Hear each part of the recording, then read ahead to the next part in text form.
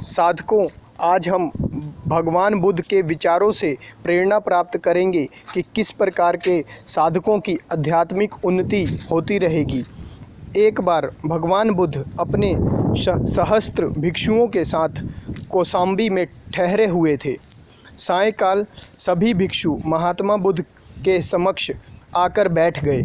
सारिपुत्र हाथ जोड़कर प्रभु के समक्ष अपनी जिज्ञासा रखा।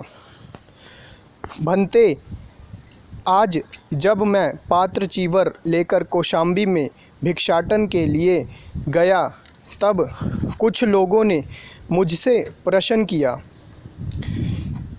उन्होंने पूछा, हमें कैसे व्यक्ति की संगति करनी चाहिए, कौन हमारा सच्चा मित्र है। तब मेरे मन में आया कि मैं इस प्रश्न का उचित उत्तर महात्मा बुद्ध से जानूंगा। भंते, आप ही बताइए कैसे मित्र की संगति करनी चाहिए।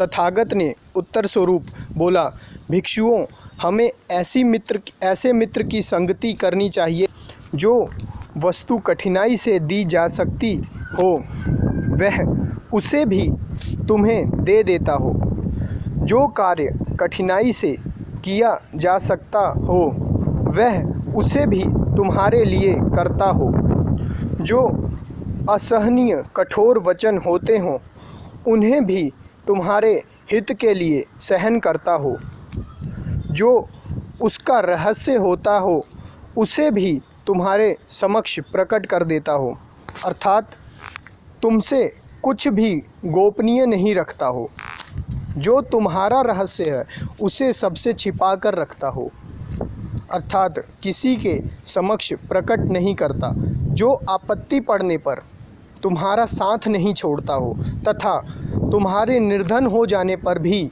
तुम्हारी अवहेलना नहीं करता हो, जो प्रिय हो, जो गौरव का पात्र हो, जो पूजनीय हो, जो वक्ता हो, जो गंभीर बात करने वाला हो तथा जो अनुचित मार्ग ना दिखाने वाला हो। जिस व्यक्ति में ये सभी गुण हो, ऐसा हित चिंतक ही मित्र बनने योग्य है, वही सच्चा मित्र है, उसकी ही सदैव संगति करनी चाहिए। सारिपुत्र, भंते, इतने सारे गुण भला एक व्यक्ति में कैसे मिल सकते हैं, ये तो केवल आप में ही विद्यमान हो सकते हैं। महात्मा बुद्ध, फिर हमें ही अपना मित्र जानो। एक पूर्ण सद्गुरु ही आपके सच्चे मित्र हो सकते हैं। देखो, वे आपको वह अमूल्य ज्ञान, ब्रह्म ज्ञान देते हैं जो बहुत ही कठिनाई से दी जाने वाली वस्तु है। वे आपके जन्म मरण के बंधनों को नष्ट कर देते हैं, जो बहुत ही दुष्कर है। वे आपके हित के लिए कठोर वचन भी सहन करते हैं, जो उनका सबसे बड़ा गोपनीय रहस्य है आत्मदर्शन का, वह भी आपके समक्ष प्रकट कर देते हैं। जो आपके रहस्य हैं उन्हें अपने भीतर सहेज कर रखते हैं, किसी के समक्ष उजागर नहीं करते। सद्गुरु हर स्थिति में आपके साथ रहते हैं, चाहे वह स्थिति कितनी भी कठिन व संघर्षपूर्ण क्यों ना हो। वे तो लोक और परलोक दोनों में आपके संग रहते हैं। वही हैं जो आपके प्रिय हो सकते हैं, गौरव के पात्र हैं, पूजनीय हैं और श्रेय मार्ग अर्थात कल्याणकारी मार्ग की ओर अग्रसर करते हैं। एक सद्गुरु से बड़ा हितैषी सच्चा मित्र कोई नहीं हो सकता, इसलिए आपको सदा मन बुद्धि चित्त से उन्हीं का संग करना चाहिए। आनंद ने अगला प्रश्न भगवान बुद्ध के समक्ष रखा। भगवान, हम सभी भिक्षु अत्यंत सौभाग्यशाली हैं कि हमें आपका प्रत्यक्ष संग मिला है, पर मैंने देखा है कि कई बार आपका संग पाकर भी हम उसका पूर्ण लाभ नहीं उठा पाते। हम में से कई पतन के मार्ग पर चल पड़ते हैं, तो भंते, हम ऐसा क्या करें कि हमारा पतन ना हो। हम आपके सानिध्य में सदा उन्नति किस प्रकार प्राप्त कर सकते हैं? महात्मा बुद्ध: अति सुंदर प्रश्न किया है तुमने आनंद। ध्यान से इसका समाधान सुनो। जो भिक्षु गुरु, धर्म व संघ के प्रति गौरव का भाव रखता है उसका पतन असंभव होता है। जो साधना, शिक्षाओं, अप्रमाद के प्रति गौरव का भाव रखता है उसकी अवनति असंभव है। वही निर्माण के समीप जाता है। आनंद: भगवान के द्वारा जो कुछ संक्षेप में कहा गया है मैं उसे विस्तार से जानने की इच्छा रखता हूँ। महात्मा बुद्ध: उन्नति के मार्ग पर अग्रसर भिक्षु हमेशा गुरु, धर्म, संघ, साधना, शिक्षाओं, अप्रमाद का आदर करता है। जो अन्य भिक्षु ऐसा करते हैं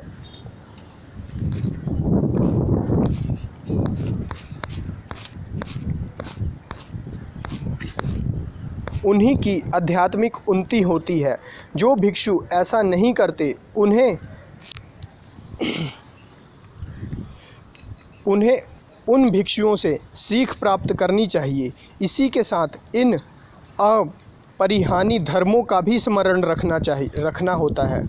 आनंद: भंते कौन से अपरिहानी धर्म?